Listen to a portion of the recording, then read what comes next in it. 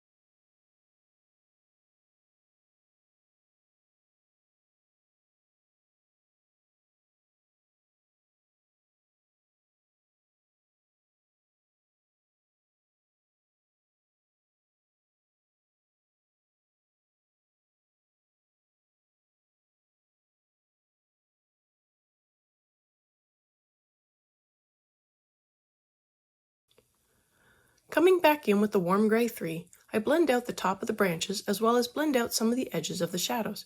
This helps soften them a little and blend in better with the rest of the branch. A harsh line of shadow will stand out more to the eye than a soft gradient of shadow. So for something like this branch in the background, I want to make sure my shadows have soft blends and not harsh transitions. The owlets are the spotlight of the picture, not the branch.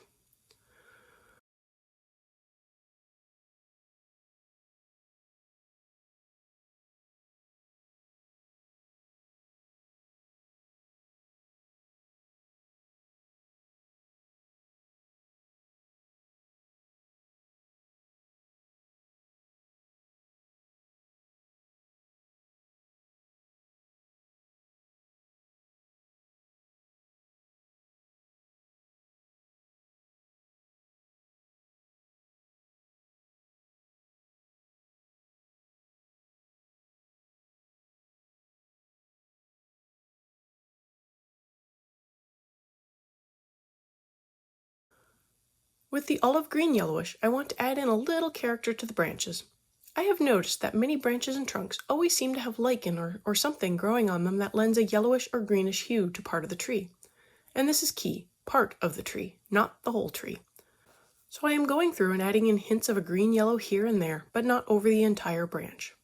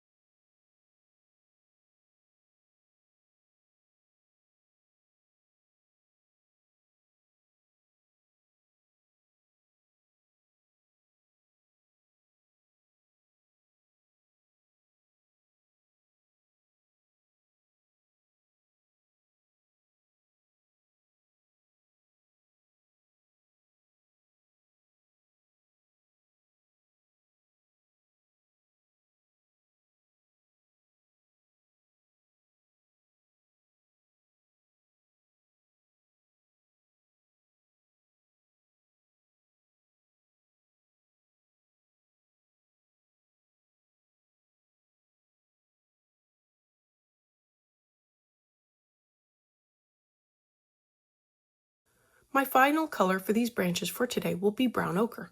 I am again only adding it in places and not trying to make the whole branch brown. It is interesting that I always assumed trees were brown, but upon looking at a trunk or branch more closely, I find they come in an array of colors. New branches can come in reds or greens. Old gnarled trunks are in grays and greens or yellows depending on what is growing on them. And for these branches, while I want hints of brown here and there, I also want to convey that they are not truly brown, but rather more on the gray side. The browns I am adding, I am keeping to the shadows or where the bark might be splitting, or where the branch curls a little, intersection points and scabs, anything out of the ordinary. So in the end, the branch appears brown, but look closely and it is mostly just gray. Now I am moving on to the bottom branches, and I have sped this up a little because it is essentially the same thing I did above, just different branches. I again start with the bistre and work my way through, just accentuating parts of the branch by following only some of the line art.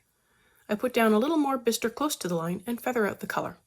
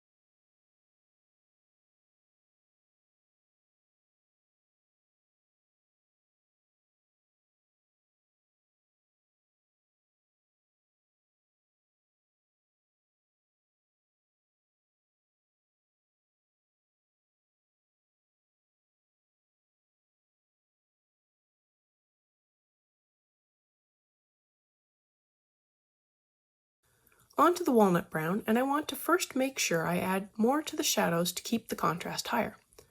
I then also want to go through and see if there are any lines I want to accentuate like I did with the bistre. Many of the lines I used the bistre on, I also used a little walnut brown to help darken the bistre just a little more close to the line art.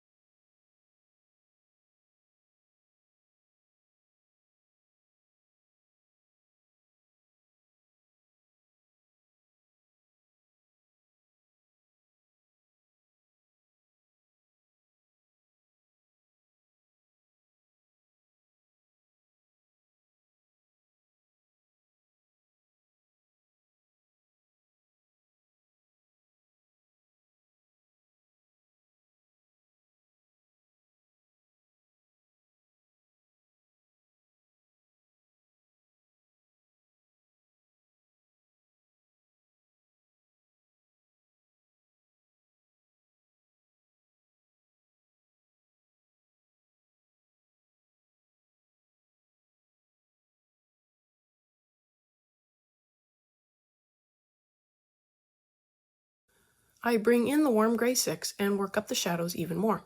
As mentioned earlier, I want contrast, and using the walnut brown and the warm gray 6 will help bring up that contrast now and save me a little work later.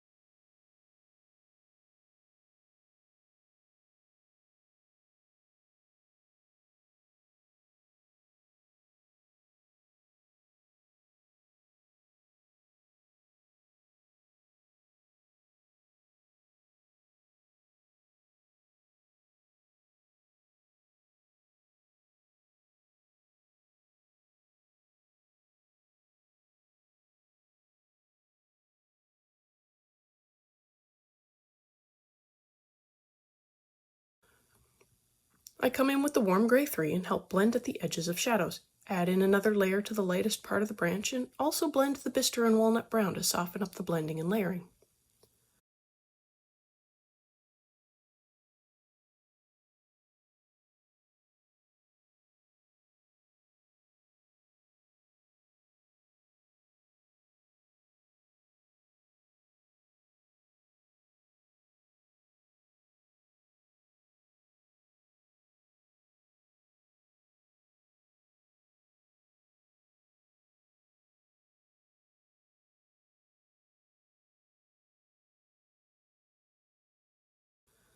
I bring in the olive green yellowish for just a hint of lichen colors and scatter that throughout the branches.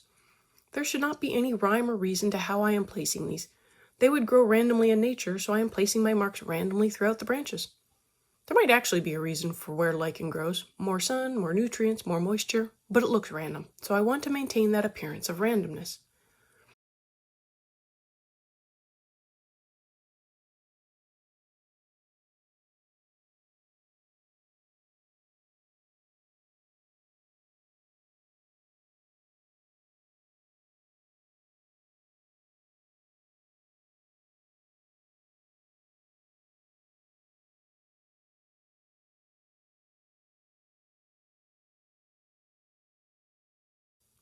I finally come through with more brown ochre and touch up and blend parts of the branch to bring everything together. Thanks for joining me on more branch work for these cute little owlets today. Let me know below or on social media if you colored along. I'd love to know how you did. I want to thank you all so much for coming along and joining in with me on this coloring journey. I appreciate all my subscribers and look forward to more of you joining in and coloring along with me. Please like, share, and subscribe to help that happen. Until next time, happy coloring.